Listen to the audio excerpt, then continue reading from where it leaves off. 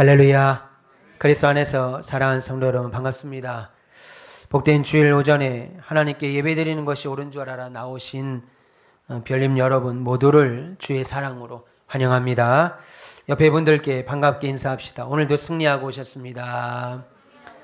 빛을 받아 별이 되겠습니다. 아마도 세상 모든 사람들이 내가 원하는 대로 된다면 그것만큼 행복한 일은 없을 겁니다. 그래서 사람들은 각자 소원들이 있습니다. 학생들은 좋은 상급학교 학교로 진학하고 아직 미혼들은 좋은 배우자 만나 결혼하는 것이 소원일 것입니다. 자녀가 없는 부부들은 사랑스러운 자녀가 생기는 것이 소원일 것이고 집 없는 사람들은 집을 갖는 것이고 취업을 원하는 사람들은 좋은 직장과 적성에 맞는 직업을 갖는 것일 겁니다. 사업하는 분들은 내 사업이 막힘없이 잘 풀려서 성공하는 것이고 몸이 아프신 분들은 병의 고통에서 벗어나는 것이 소원일 겁니다. 노인들은 병 치료 없이 살다가 병원이 아닌 가족들과 함께 집에서 인생을 마감하는 것일 겁니다. 이 외에도 저와 여러분들을 포함해 모든 사람들은 다양한 내용으로 각자가 바라고 원하는 소원들이 있습니다. 그런데 문제는 우리의 현실이 내 소원대로 되기보다는 그렇지 않은 경우가 더 많아 보인다는 거죠. 그럴 때는 우리가 바라는 것이 우리가 바라는 것들이 있어도 우리의 바람대로 되지 않을 때가 많다는 겁니다. 그럴 때는 우리 속이 타죠. 그리고 마음이 상하는 고통을 겪습니다. 물론 살면서 어느 때는 내가 간절히 바라고 뜻하는 것이 이루어질 때도 있습니다. 이루어지기도 하지요. 그럴 때는 마른 땅을 적시는 단비처럼 그렇게 행복하고 즐거울 수 없습니다. 그래서 성경은 잠언 13장 12절에 이렇게 말씀합니다. 소망이 더디 이루어지면 그것이 마음을 상하게 하거니와 소원이 이루어지는 것은 생명을 얻는 것이다 라고 말씀합니다. 특별히 하나님께 새로운 비전의 소원을 받고 또 그 새로운 사명을 시작하려는 우리 가온빛교회 별님들은 어떻게 우리 마음속에 품은 이 거룩한 소원을 이룰 것인지 오늘 말씀을 통해서 한번 살펴보려고 합니다. 이 시간 본문을 통해서 우리의 소원을 이루는 방법이라고 하는 제목으로 하나님의 말씀을 전할 때 복된 주일 예배에 나오신 저와 여러분들은 한평생 우리 마음속에 담긴 모든 소원들을 다 이루는 행복 누리시면서 사시는 멋쟁이 신자 되시기를 주님의 이름으로 축원합니다. 오늘 본문은 우리가 가지고 있는 소원들이 이루어지는 삶의 비밀을 말씀합니다. 우리가 가지고 있는 소원들이 이루어지는 삶의 비밀, 어떻게 하면 우리가 가지고 있는 소원들이 이루어지냐 비밀을 말씀하죠. 본문 3절에 너희 행사를 여호와께 맡기라 그리하면 네가 경영하는 것이 이루어지리라 라고 했습니다. 한마디로 우리의 소원이 이루어지는 삶을 살기 위해서는 저와 여러분들이 원하는 삶을 살기 위해서는 우리의 행사를 하나님께 맡기라는 거예요. 그렇게 한다면 우리가 경영하는 것, 다시 말해서 우리 마음에 원하고 우리가 계획하고 있는 모든 것들이 이루어진다는 겁니다. 물론 이 말씀을 읽을 때는 그렇게 하는 것이 매우 쉬워 보이죠. 단순하게 들립니다. 그런데 우리의 모든 행사를 하나님께 맡기라 라고 하는 이 말씀의 의미를 이해하고 이 말씀을 내 삶에 적용하며 산다는 것은 사실 쉽지 않습니다. 왜요? 사람들은 이 말씀을 들을 때 왜 내 일을 하나님께 맡겨야 하는 건지, 그리고 하나님께 맡긴다는 것은 도대체 어떻게 하는 건지, 거기에 하나님께 맡김으로써 내 인생에 어떤 결과들을 기대할 수 있는지, 살아보니까 결국 내가 움직여야 일이 되는데 그냥 그러면 손 놓고 있으라는 건가? 이런 질문들이 끊임없이 계속해서 생기기 때문입니다. 물론 우리들이 처한 각 상황들에서 나오는 이런 질문들에 대해서 100% 완벽한 답을 얻지 못한다 하더라도 우리가 오늘 말씀, 본문의 말씀을 통해서 분명히 알 수 있는 사실 하나는 하나님께서 우리 인생에, 그것도 저와 여러분의 소원을 이루는 완벽한 인생에 깊이 관여하고 계시다는 사실입니다. 먼저 우리가 읽은 잠언 16장은 우리가 가진 소원들과 계획들이 이루어지는 것은 하나님께 달렸다라고 이렇게 명제를 내리고 시작합니다. 본문 1절에 마음의 경영은 사람에게 있어도 말의 응답은 여호와께로부터 나오니라. 여기 마음의 경영이라는 말은 마음의 소원 또는 내게 이루어졌으면 하는 온갖 계획들을 뜻합니다. 그런데 보시면 마음의 소원 다음에 말의 응답이라는 것이 나옵니다. 마음의 소원 다음에 말의 응답이 나오는데 이것은 내가 어떤 일을 계획하고 그래서 그것이 내 삶 가운데 이루어지기를 소원한다 하더라도 그 일의 결정, 그 일이 되는 것은 하나님께서 내리신다는 것, 하나님이 하신다는 것을 말하죠. 한마디로 우리가 간절히 바라는 일들에 대해서 하나님께서 그래, 좋아 라고 말씀하시는 그때에 우리의 소원들이 이루어진다는 거예요. 그러니까 본문 1절의 말씀은 사람이 어떤 소원을 가질 때 그 소원을 이루시는 이는 하나님이시다. 이것을 인정해야 한다라고 말씀합니다. 이것은 신자들인 저와 여러분의 삶에 매우 중요한 삶의 원리죠. 우리의 소원은 하나님이 이루신다. 이것을 인정하는 것이 우리의 소원과 계획들이 이루어지는 첫 번째 방법이라고 말씀하는 거예요.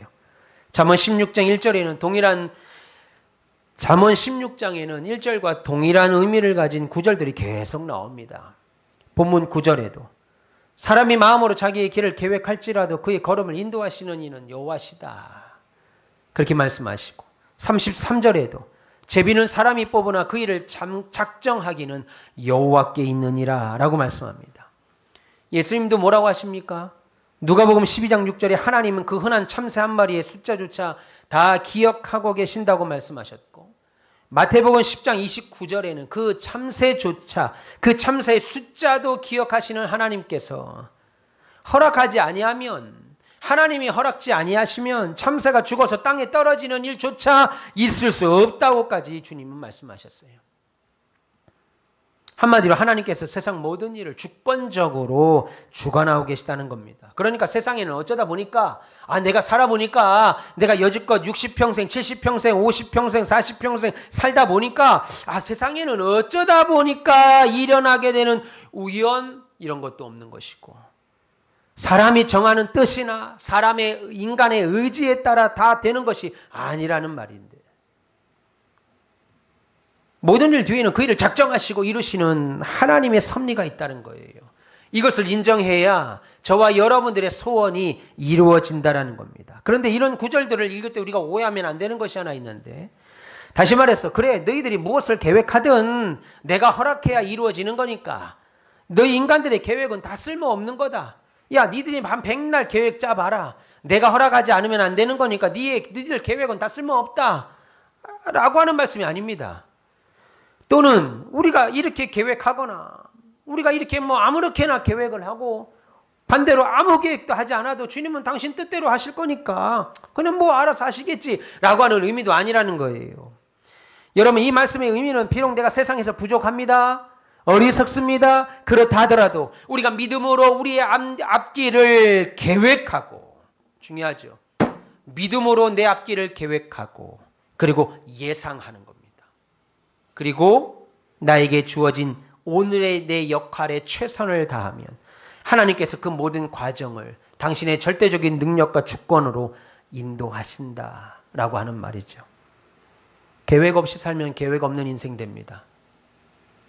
오늘 여러분들이 예배를 참석한 것도 그냥 오늘 내가 준비해서 교회에 나온 것 같은데 그것이 아니고 하나님께서 이 시간에 이 자리로 우리를 불러주셨기에 내가 나올 수 있었던 겁니다. 그러므로 불러주신 하나님께 감사하셔야 되고 그리고 이 시간 이 장소 귀하게 여기셔야 되고 함께 예배하는 성도들 기쁨으로 대하시기를 주님의 이름으로 축원합니다. 심지어 우리 눈에 보기에 악한 일들과 악한 사람들조차 하나님께서 사용하신다고 오늘 본문은 말씀합니다. 본문 4절에 여호와께서 온갖 것을 그 쓰임에 적당하게 지으셨나니 악인도 악한 날에 적당하게 하셨느니라 라고 했습니다. 무슨 말이냐면 우리가 지난 시간 장현지구 종교부지를 매입하고 지금까지 건축을 준비하는 과정에 저는 우리의 선한 사역을 방해하는 나쁜 사람들도 그리고 악한 일들도 많이 겪었습니다. 우리의 사역을 지체하게 만드는 물론 하나님의 놀라운 은혜도 있었고요. 하나님의 놀라운 섭리도 있었고 기가 막히신 도우심과 놀라운 기적들도 맛봤습니다. 우리가 다 아는 바지요. 그런데 돌아보니까 그 악한 날들, 우리를 힘들게 하는 날들, 그리고 악인들, 심지어 이 사역의 회방꾼이 목사라 하더라도 결국 우리 교회가 땅을 사고 하나님의 집을 건축하는 일들이 지금까지 진행되도록 그 악한 사람들과 악한 일들까지도 하나님이 두루두루 사용하셨음을 우리가 보게 되죠. 여러분, 이처럼 아주 사소한 일들을 포함해서 복잡하게 얽히고 설킨 세상의 모든 일들 중에 하나님의 손을 벗어나는 것은 단 하나도 없습니다. 모든 것이 철저하게 하나님의 작정하신 대로 이루어져요. 그래서 우리의 소원이 이루어지는 삶을 살기 위해서는요, 먼저 여러분 심령에 하나님의 절대적인 주권, 계획은 내가 할지라도 그 일의 응답은 하나님이 하시는구나 라고 하는 사실을 인정해야 합니다. 그렇게 되면 모든 일이 내 계획대로 되지 않는다고 해서 이상히 여길 것도 없고, 오히려 모든 것은 하나님의 뜻과 하나님의 선하신 계획대로 될 줄 믿고 그 일들을 이루시는 하나님을 경외하셔야 돼요. 그리고 우리의 소원이 이루어지는 하나님의 응답은, 우리의 소원이 이루어지는 방법은 우리의 거룩한 심령에 달려있다라고 말합니다. 본문 2절 보시면 사람의 행위가 자기 보기에는 모두 깨끗하여도 하나님의 여호와는 심령을 감찰하시느니라 라고 했습니다. 내 눈에 깨끗하다고 깨끗한 것이 아니라는 거예요. 나는 어릴 때부터 죄 한 번 짓지 않고 살았습니다. 다른 사람을 회방한 적도 없습니다. 다른 사람의 눈에 눈물 뽑게 한 적도 없습니다. 나는 그리고 날마다 매달에 한 번씩 기부도 합니다. 그런데 내 눈에 깨끗하다고 깨끗한 것이 아니라고 성경은 말합니다. 성경은 주께서, 하나님께서 당신의 영들을 달아본다고 말씀하십니다. 여러분의 영이 겸손한 영인지, 저와 여러분의 영이 교만한 영인지, 순종하는 영인지, 거역의 영인지 날마다 달아본다는 거예요. 그래서 메네메네 데겔 우바르신이라고 한다고요. 날마다 우리를 달아보고 장로로서 합당한지, 목사로서 합당한지, 권사로서, 집사로서, 사모로서, 성도로서 합당한지 날마다 우리의 영을 달아보신다고요. 우리의 자신이 성령으로 충만하고 깨끗한지, 아니면 육신으로 가득 차서 온갖 더러운 것들을 내 마음에 두고 사는지 보신다는 겁니다. 어쩌면 이 말씀은 우리에게 참 두려운 말씀이죠. 왜요? 우리의 심령은 우리가 상상하는 것보다 훨씬 더 상태가 좋지 않기 때문이죠. 그래서 예레미야는 예레미야 17장 9절에 이렇게 말합니다. 물보다 거짓되고 만물보다 거짓되고 심히 부패한 것은 인간의 마음이라. 누가 능히 이것을 알리요? 라고 말합니다. 여러분, 우리는 스스로 깨끗해 보이는 행위, 나는 다른 사람에게 양보 잘하고 다른 사람에게 싫은 소리 한 번 한 적 없고 욕 한 번 한 적 없고 늘 양보하고 내가 늘 손해보고 살았는데, 그래서 나는 깨끗해 보이는데, 깨끗해 보이는 자신의 행위에 속아서 그 속에 심히 부패한 하나님이 내 인생의 소원에 계획한 것에 답을 이루신다고 하는 사실을 거부하고 부패한 마음으로 사는 것을 깨닫지 못해요.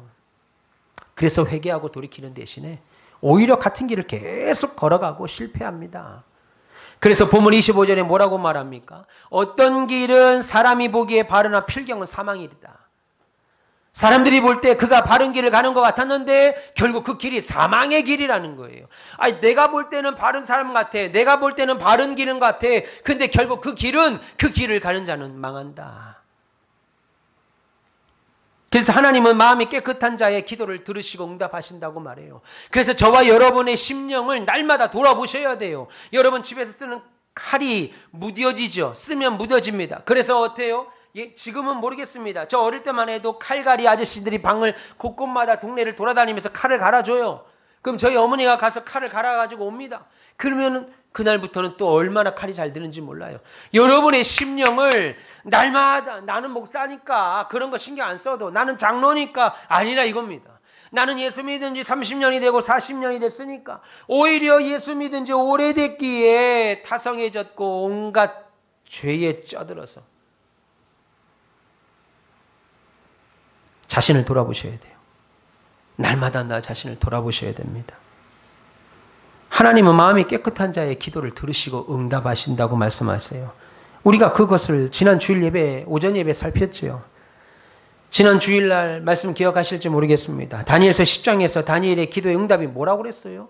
가브리엘 천사가 와서 네가 어떻게 응답받았는가, 하나님께 어찌 응답을 받았는가, 뭐라고 말합니까? 다니엘의 겸손하고 진실된 기도, 다니엘의 순전한 마음으로 인해서 하나님께서 즉각적으로 그의 기도에 응답하셨다고 말씀합니다. 다니엘서 10장 12절에 네가 하나님 앞에 스스로 겸비하게 하기로 결심하던 그 첫날부터 내 말이 응답받았으므로 라고 말씀하십니다.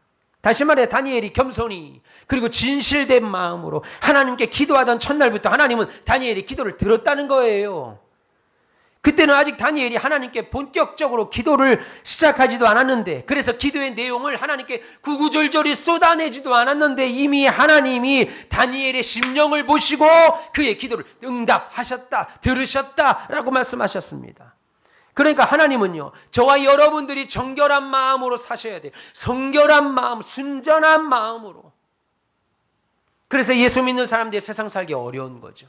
온갖 음란과 온갖 자기 좋아하는 것과 온갖 세상 이치로 쩌들어 있는 이 세상에서 하나님 중심과 하나님 앞에 내 인생을, 내 영혼을 반짝반짝 빛내며 산다는 게 어렵습니다. 우리 예수 믿는 사람은 세상 사람들이 안 먹는 거 먹고 삽니까? 우리 예수 믿는 사람들은 세상 사람들이 안 마시는 공기 마시고 삽니까? 예수 믿는 사람은 세상 사람들이 안 잘 때 우리는 잠을 자고 사냐 이겁니다. 그들이 먹는 거, 입는 거, 쓰는 거, 타는 거, 심지어 자는 것까지도 동일합니다. 그런 와중에 우리의 심령을 거룩하게 한다는 것 쉽지 않은 거예요. 그래서 날마다 하나님 앞에 서 있어야 돼요. 날마다 말씀의 중심에 서 있어야 합니다. 날마다 내 소원을, 거룩한 소원을 품되 그 소원을 이루시고 그 계획들을 이루시는 이가 하나님이시라는 걸 알고 늘 하나님 앞에 코람되고 서 있어야 돼요. 하나님 앞에서 라고 하는 삶으로.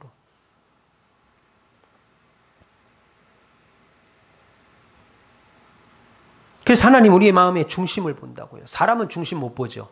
사람은 겉을 봅니다. 예.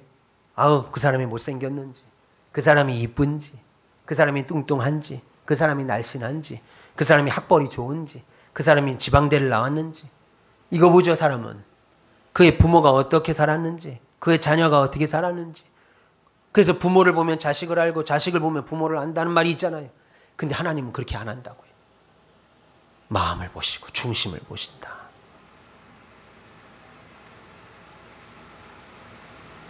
사무엘이 이새의 아들들에게 아들들을 통해서 왕을 세우시겠다고, 사울 왕 다음에 왕을 세우겠다고 하나님 말씀하실 때 이새의 집에 와서 당신들의 아들을 다 내 앞에 두라.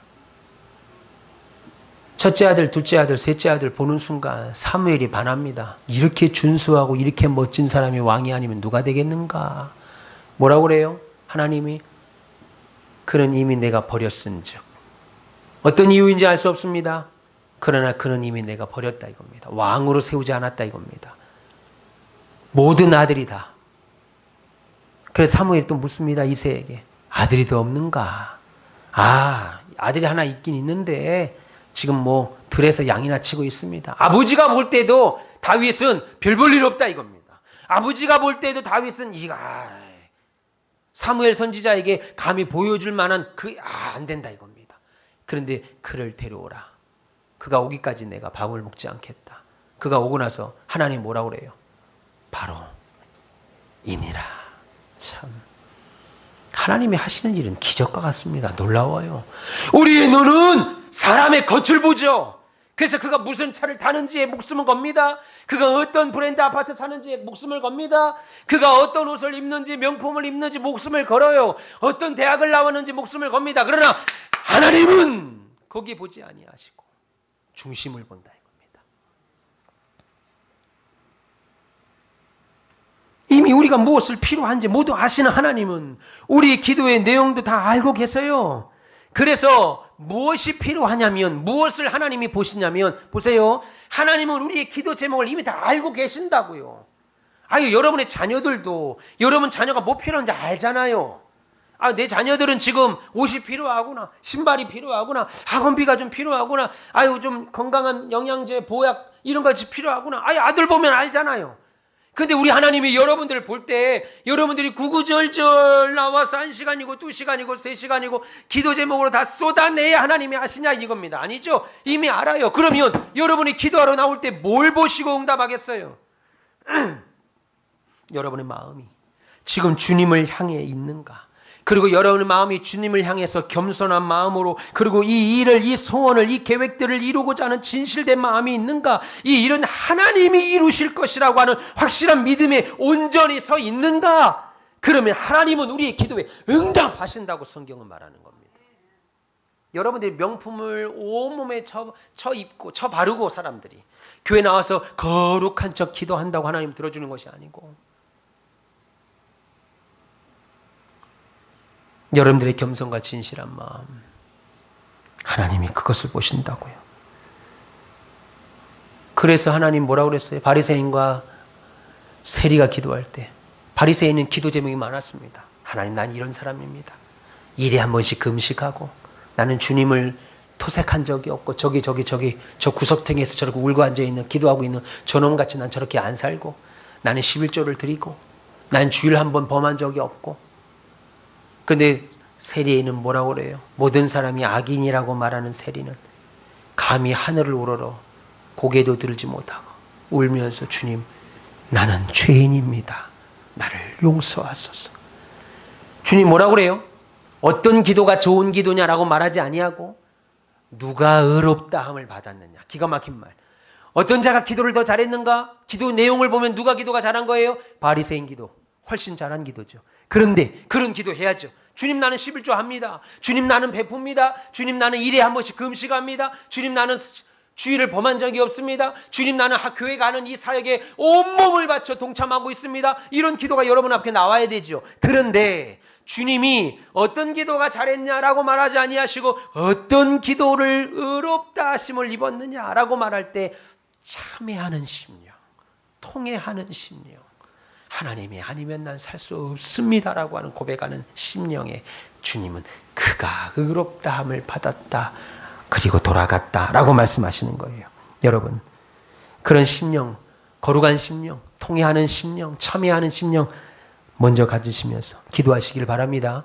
그런 기도자를 야고보서 5장 16절에는 뭐라고 불러요? 의인이다. 참. 그러면서 말하기를 의인의 간구는 역사하는 힘이 크다. 그렇게 말합니다. 의인의 간구는 역사하는 힘이 크다. 의인의 간구는 하나님이 듣고 기적을 베푸신다. 안 이루어질 것 같은데, 불가능한데, 그런데 의인의 기도는 그 기도의 내용이 장황하지 않아도, 그가 하나님 앞에 수천만 원, 수억을 드리면서 기도하지 않아도 의인이 드리는 기도는 역사하는 힘이 크다 이겁니다. 와, 어떻게 저 집안에 저런 일이 생겼대? 이야, 어떻게 저 집사님이 저런 일이 됐대? 와, 우리 장로님 어떻게 그랬대? 의인의 간구. 참, 여러분 어떤 기도해야 되겠어요? 의인의 간구. 야, 기가 막히죠. 역사하는 힘이 크다 이겁니다. 이런 기도하시기를 주님의 이름으로 축원합니다. 그래서 내가 소원하고 계획한 그 일들의 응답이 모두 다 하나님께 있으므로, 우리의 소원은 언제나 성결된 마음으로 하나님께 기도로 표현돼야 돼요. 따라서 여러분들이 소원하는 것이 있다면 그 일을 이루실 하나님 믿고 자신을 성결히 하십시오. 그리고 기도하시길 바랍니다. 금욕주의 하라는 말이 아닙니다. 성경은 우리에게 금욕주의를 말하지 않습니다. 그거는 수도사들이 하는 일이고, 성경은 누리라고 말합니다. 여러분 좋은 차 타십시오. 좋은 옷 입으세요. 좋은 거 드시러 다니세요. 좋은 집에 사십시오. 베푸십시오. 근데 거기에 매몰되지 마라 이겁니다. 어떤 사람은 한평생 아파트 한 채 살려고 거기에 모든 것을 올인하고 삽니다. 주님이 원하는 건 그게 아니라 이겁니다. 하나님을 위하여 일하면 나머지는 하나님이 채워주실 거예요. 믿길 바랍니다. 따라서 여러분들이 소원하는 것이 있다면 그 일을 이루실 하나님 믿고 자신을 성결하게 하시며 기도하시길 바랍니다. 그런데 실제로 많은 사람들이 마음속에 원하며 경영하는 것들이 많으면서도 좀처럼 하나님께 기도하지 않습니다. 실제 그래요. 많은 사람들이 자기의 마음속에 원하는 일이 있습니다. 또 경영하는 것들이 참 많아요. 소원하는 것들이 참 많아요. 그러면서도 좀처럼 하나님께 기도하지 않아요. 왜 그럴까요? 여러분, 왜 그렇게 갈까요? 왜 기도 안 할까요? 잠언 나름대로의 답을 줍니다. 잠언 19장 2절에 그 이유에 대해 이렇게 말합니다. 지식 없는 소원은 선하지 못하고 발이 급한 사람은 잘못 가느니라 라고 말합니다. 그런데 잠언 1장 7절은 여호와를 경외하는 것이 지식의 근본이라고 말합니다. 잠언 19장 2절은 지식 없는 소원은 선하지 않다 이겁니다. 그런데 잠언 1장 7절은 여호와를 경외하는 것이 지식의 근본이라고 말해요. 그러니까 무슨 말이에요? 잠언 19장 2절에서 말씀하시는 지식 없는 소원은 하나님을 경외하지 않는 중에 갖게 되는 욕심, 정욕들을 말하는 거예요. 하나님과 상관없이 갖는. 이런 사람은 당연히 자신이 가진 그 소원들을 위해서, 그 정욕을 위해서, 욕심을 위해서 하나님께 기도하겠습니까? 기도 안 하지요. 기도 안 합니다. 혹은 그가 신자라 하더라도 하나님이 아실까?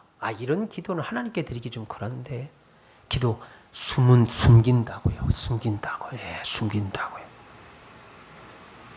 당연히 자신이 가진 거룩한 소원을 위하여 기도하지 않지요. 또 발이 급한 사람은 뭐겠어요? 하나님과 상관없이 자신이 원하는 것을 얻기를 원하는 사람, 하나님의 섭리와 상관없이 하나님이 내 인생을 주관하여서 내가 경영은 내가 해도 계획은 내가 해도 이를 이루시는 이는 하나님이시다는 걸 믿지 아니하고 자기가 원하는 것을 얻기로 부지런하게 돌아다니는 사람입니다. 이런 사람은 하나님께 기도하고 응답을 기다리는 대신에 어때요? 부지런히 세상 이치를 따라서 이것저것 기웃거리면서 원하는 바를 사람을 통해, 돈을 통해, 어떤 것을 통해서 얻고자 하죠. 그러다가 어떻게 해요? 결국 실족합니다. 그래서 하나님을 향한 기도로 표현되지 않는 마음의 소원, 보세요. 하나님을 향한 기도로 드러나거나 표현되지 아니하는 우리들 마음속에 있는 모든 소원들은 사실 위험하고 해로운 것들이에요. 하나님께 내놓을 수도 없는 기도의 소원들. 어쩌면 세상은 이런 지식 없는 소원을 가지고 바쁘게 달리는 사람들로 가득 찼죠. 그래서 필요 이상으로 삶에 경쟁이 생기는 거예요. 우리나라에 너무 경쟁이 심해요. 그래서 세상을 생지옥이라고 말합니다.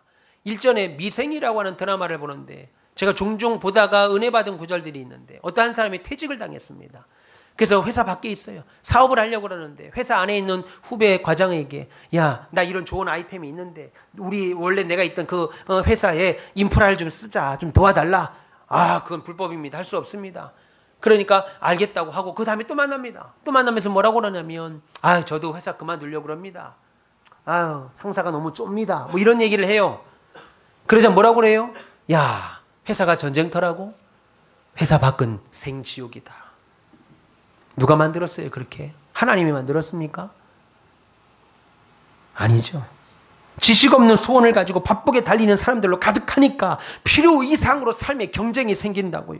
세상을 생지옥으로 만들었습니다. 하나님은 이 세상을 우리 오늘 찬양대가 불렀던 것처럼 참 아름다워라. 주님이 지은 이 세상은 아름답다 이겁니다. 하나님이 6일 동안 세상을 창조하는 동안에 한 번도 이건 아닌 것 같은데 하신 적이 없어요. 심히 좋았다 이겁니다. 심히 좋았다. 그 세상을 사람이 지식 없는 소원 때문에 바삐 달리는 사람 때문에 세상을 이렇게 만든 거죠. 욕심이 하나님 없는 욕심들로 이 세상이 지옥이 된 거예요. 따라서 우리의 소원은 항상 하나님께 기도로 드러나야 돼요. 여러분들이 소원이 있으면 그 소원을 이루는 방법은 기도로 드러나야 한다 이겁니다. 하나님께 들고 나가서 그 일을 이루실 하나님께 기도하며 그 일에 대한 하나님의 응답을 기다리셔야 해요. 그렇게 기도함으로 우리는 하나님께 맡기는 거죠. 내가 기도함으로 하나님이 이미 내가 이루어야 될 내가 필요한 것을 당신이 더 잘 아심으로 내 성결한 마음으로 하나님께 기도하는 것을 보셨으므로 이제는 하나님께 맡기는 거. 그래서 본문 3절 다시 보시면 너의 행사를 여호와께 맡기라. 그리하면 네가 경영하는 것이 다 이루어지리라 라고 했습니다. 그러면 하나님께 다 맡기고 나는 아무것도 하지 않으면 일이 하나도 안 될 텐데 내 경험상 내가 움직인 만큼 일이 되는데 이거 너무 무책임한 말 아닌가 생각할 수 있습니다. 그렇지 않습니다. 저와 여러분들이 어떤 일, 어떤 소원, 어떤 계획을 하기에 앞서 먼저 생각해야 될 매우 중요한 일이 있는데 그것은 하나님을 믿고 그 하나님께 맡기는 거예요. 예를 들어 이런 거죠. 우리가 정기적으로 위와 대장 내시경을 합니다. 검사를 합니다. 그런데 위와 대장을 검사하기 위해서는 몸을 갈라서 볼 수 없으니까 입으로 또 말 안 하겠습니다. 내시경을 집어넣습니다. 장내시경을 해야 하는데 내시경을 그냥 할 수도 있죠. 죽을까? 그런데 그 내시경을 잘 하기 위해서는 위아래 내시경을 잘 하기 위해서는 의사가 우선적으로 환자에게 뭘 해야 돼요?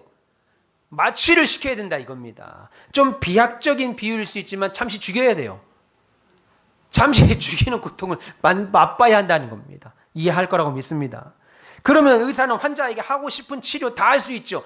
사람이 잠시 기절해 있는 동안에 의사가 하고 싶은 치료 다 할 수 있고 결과적으로 의사가 의도했던 결과를 얻을 수 있습니다. 그래서 문제가 생기면 그것에 따른 치료도 할 수 있고 그것이 환자에게 결국은 큰 도움이 됩니다. 그런데 만일 환자가 의사를 못 믿어요. 인상이 안 좋아 의사가. 대머리라서 안 믿어.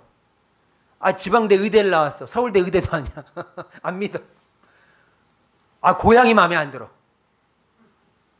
어머, 성씨가 이씨야. 마음에 안 들어.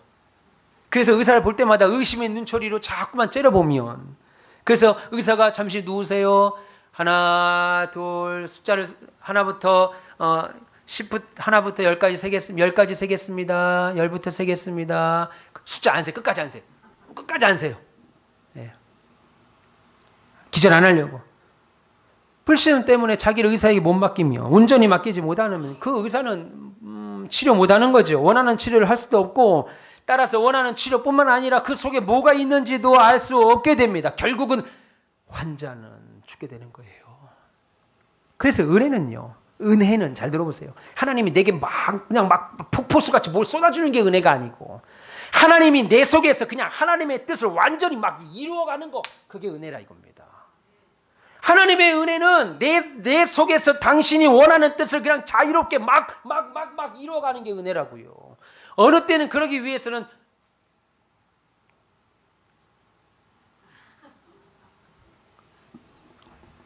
마취 안 하고 나는 마취 싫어요. 마취 안 하고 해보세요. 내시경 가봤죠? 위내시경? 어떤 분은 끝까지 나 마취를 믿을 수가 없다고 마취 안 하시는 분이 계세요. 난리 납니다. 밖에 있으면요. 사람 죽이는 줄 알아요. 무서워서 나는 그냥 무조건 수면 마취합니다. 그게 은혜예요. 하나님이 내 안에서 당신의 뜻을 온전히 자유롭게 이루시는 거 사실 그게 은혜입니다. 그러면 사람의 마음에 경영하는 일이 이루어지지 않고 결국 하나님이 일을 이루신다고 하셨으니까 아무것도 할 필요 없고 아무것도 할 필요도 없다는 말인가요? 아니죠. 될 대로 되라는 시가 아닙니다. 하나님께 맡겼으니까 될 대로 되라. 이거는 무책임한 행동이에요. 항상 말씀드립니다. 하나님께서 당신의 백성이 무엇이 필요한지 다 아시니까 우리는 기도할 거 없네요. 아니죠. 뭐라고 그래요? 하나님은 그래. 하나님의 백성들은 무엇을 먹을까 무엇을 입을까 염려하지 마라. 마실까 염려하지 마라. 그 대신 하나님의 나라와 그의 일을 구하라. 왜? 이미 하나님이 너희들이 무엇을 입어야 하는지 무엇을 마셔야 하는지 무엇을 먹어야 하는지 알고 있기에 하나님의 의와 나라를 위하여 구하면 하나님이 그것들을 다 채우실 거라고 말하죠. 그게 신자의 삶의 방식입니다.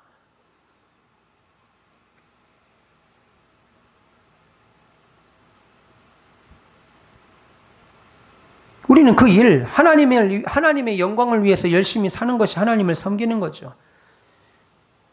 여러분, 언제까지 여러분들이 신앙생활을 하실 수 있을 것 같아요? 내가 언제까지 이 시간 나와서 예배 드릴 수 있을지, 그 일이 내게 주어질지도 모르고, 언제 우리를 본향으로 부름받을지 모르는 우리인 줄 여러분 기억하시고, 지금 내게 맡기신 사명, 하나님이 내게 주신 이 시간, 하나님이 내게 주신 직분, 성실히 감당하셔야 돼요. 우리가 언제까지 예배 드릴 수 있을지, 우리가 언제까지 모릅니다. 나는 우리 아버지가 그렇게 일찍 돌아가실 줄 몰랐습니다. 그렇게 일찍 돌아가실 줄 몰랐어요. 제 생각에는 막연하게 머리가 그냥 백발이 돼가지고 우리 성민이 우리 큰아들 결혼할 때까지 보고 손자까지 보고 그렇게 하실 줄 알았습니다. 나도 늙고 나도 백발이 돼서 그렇게 서로 간에 늙어가면서 그렇게 가실 줄 알았어요. 한참 나이인 제 40대 초반에. 우리 막내 동생은 30대 때, 우리 아버지 한참 된 60대 하나님이 불러가셨어요. 그러니까 여러분, 우리가 언제까지 하나님의 일을 할 수 있을지도 모르고 언제 우리를 하나님의 본향으로 부름받을지도 모르는 우리인 것을 기억하시면서 지금 내게 맡기신 하루하루 우리의 사명 직분 성실하게 감당하셔야 돼요. 믿기를 바랍니다. 마지막으로 정말 중요한 말씀. 하나님은 우리의 모든 소원을 이루는 놀라운 방법을 말씀하시는데 그것은 바로 하나님을 기쁘시게 하는 겁니다. 저와 여러분들의 소원과 계획들이 이루어지기 위해서는 하나님을 기쁘시게 하는 겁니다. 본문 7절 보세요. 사람의 행위가 여호와를 기쁘시게 하면 그 사람의 원수라도 그와 더불어 화목하게 하시느니라 라고 했습니다. 말씀을 준비하면서 참 많은 은혜를 받았어요. 여러분, 우리의 행동들과 우리의 마음의 중심이 하나님을 기쁘시게 한다면 하나님은 우리의 소원을 이루는 나머지 일들을 다 처리하시는데 본문 7절은 뭐라고 말하냐면 내 원수라도, 내가 망하기를 원하고 내가 죽기를 원하고 내가 안 되기를 소망하는 내 원수들조차 내게 와서 나를 돕겠다고 온다고요. 참, 소원을 이루는 방법. 그러니 어찌해야 되겠어요? 하나님을 기쁘시게 해야죠.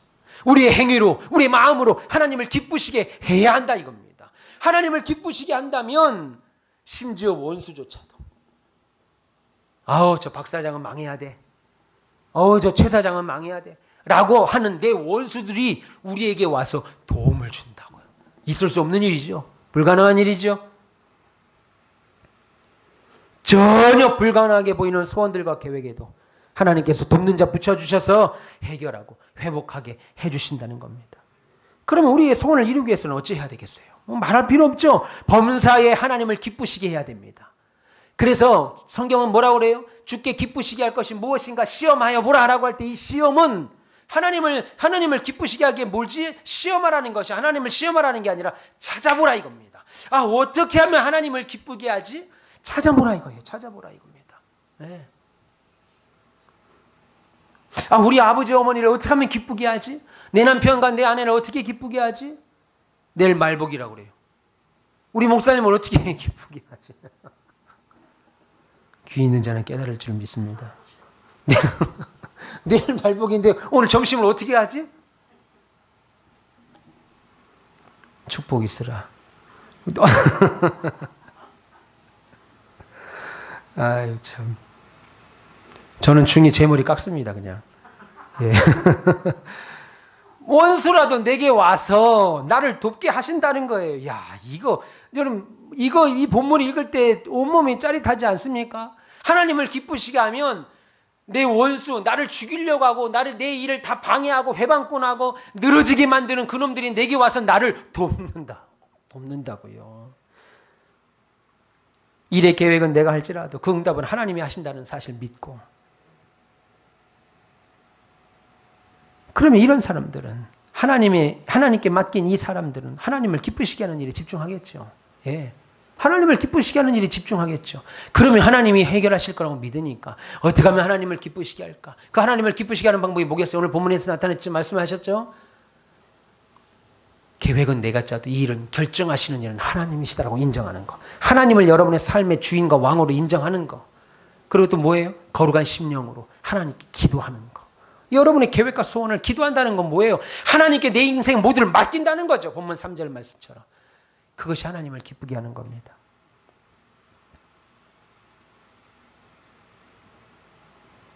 그런데 우리는 오히려 나의 삶에서 일어나는 문제들과 일에 주목합니다. 바빠요. 그러나 우리가 우리 일에 주목하면 하나님이 일하지 않습니다. 우리가 하나님을 기쁘시게 하면 하나님은 우리 일에 주목하십니다. 내가 공부 많이 하면 그 일 잘 되는 거 아니에요. 내가 신경 많이 쓰고 지혜 짜내서 성실하게 일하면 그 문제가 해결되는 것도 아니더라 이겁니다. 오늘 말씀처럼 우리의 행위가 하나님을 기쁘시게 해야 하나님께서 우리의 모든 문제들을 해결하시더라 이겁니다. 그러면 어떻게 우리가 하나님을 기쁘시게 할 수 있냐 이겁니다. 어떻게 하나님을 기쁘시게 할 수 있냐 이겁니다. 우리 장로님들이 어떻게 하나님을 기쁘시게 할 수 있느냐, 그 답을 히브리서 11장이 말씀합니다. 히브리서 11장 6절에 뭐라고 말합니까? 너무나도 잘 아는 말, 믿음이 없이는, 따라해 봅시다. 믿음이 없이는 하나님을 기쁘시게 할 수 없다. 예, 히브리서 11장 6절에 믿음이 없이는 하나님을 기쁘시게 할 수 없나니 라고 말합니다. 그러면 믿음이 뭘까요? 여러분, 믿음이 뭐냐 이겁니다. 믿음이 없이는 하나님을 기쁘시게 할 수 없다고 말씀하는데, 믿음이 뭐냐 이겁니다. 믿음. 막연하죠. 여러분 알고는 있는데 설명하기가 어려워요. 믿음은 성경대로 다시 풀면 결국 하나님께서 그 모든 일을, 내가 경영하는 일, 내가 계획하는 일, 내가 소원하는 모든 일을 합력하여서 반드시 우리와 우리 교회의 선으로 이루실 것을 믿고, 오히려 나는 염려와 걱정에서 벗어나 하나님을 기쁘시게 하는 일을 찾아나는 것, 그것이 믿음입니다. 그럴 때 하나님은 우리가 마음으로 예비하는 것들에 복을 주시고, 어리석은 우리가 사람들을 만나 내 소원을 위해서 내 소원들을 이루기 위하여 입을 열 때도, 바이어들을 만나서 입을 열 때도, 거래처를 만나 입을 열 때도 주님께서 우리에게 합당한 말을 채워주신다고요. 그리고 우리가 마음으로 계획하는 일들에 주님께서 복을 주셔서 우리의 발걸음을 친히 하나님이 계획한 곳으로 인도하신다고요. 어디로 갈지 모르는데 당신이 친히 인도하신다고요. 우리가 주님을 기쁘시게 할 때 주께서 우리의 원수들까지도 우리를 와서 돕게 하시고 우리의 모든 문제들을 선하게 해결해 주실 것입니다. 하지만 우리가 하나님께 맡기지 않으면요, 기도하지 않으면, 하나님이 내 일에 응답하시는 응답자다, 그래서 하나님을 기쁘시게 하지 않으면 우리의 생각은 잘못되고 왜곡될 수밖에 없습니다. 우리가 원하는 소원들, 우리가 원하는 계획들은 잘못되고 왜곡될 수밖에 없어요. 생각해 보세요. 하나님을 떠난 불신자들의 인생에서도 자신이 원하는 일들을 다 이루며 사는 사람들을 봅니다. 예. 그러나 그들의 그렇게 모든 일이 내가 원하는 대로 그들에게 이루어졌다 하더라도 하나님 없는 삶은 사실 불행한 삶이고 실패한 삶입니다. 그러면 우리의 소원이 하나님 안에서 이루어지기를 기도하셔야 돼요. 하나님 안에서. 예. 그러면 실패하지 않아요. 그러면 하나님께서 우리 계획을 반듯하게, 아주 반듯하게 서게 하실 줄 믿습니다. 날마다 하나님을 기쁘시게 하셔서 주께서 인도하시는 복된 걸음 걷기를 주님의 이름으로 축원합니다. 사랑하는 우리 가운데서 별님 여러분, 사실 내 인생의 진로나 결혼, 자녀 출산, 육아, 근본적으로 사람이 죽고 사는 거, 그 어느 것 하나 내가 계획할 수 있는 것 하나 없죠. 하나 없습니다. 그런데 실제로 이루어진 것을 보면요, 내 생각대로 되는 것이 아니라 결국 하나님의 뜻이 이루어집니다. 하나님이 의도한 대로 간다고요. 오늘 본문은 계속해서 내가 내 인생을 계획해도 그것에 대한 응답과 이루시는 분은 하나님이라고 말합니다. 그래서 우리에게 우리의 소원을 이루는 방법을 뭐라고 말씀하셨어요? 그것은 먼저 그 소원의 응답은 하나님께 있음을 인정하고, 그리고 깨끗하고 거룩한 심령으로 하나님께 기도하고, 모든 행위로나 생각으로나 행동하는 것으로나 말하는 것을 통해서 하나님을, 내 주인 삶은 하나님을 기쁘게 하시는 겁니다. 그러면 하나님이 우리의 소원들과 계획을 이루신다고 오늘 성경은 말씀합니다. 생각해 한번 해보세요.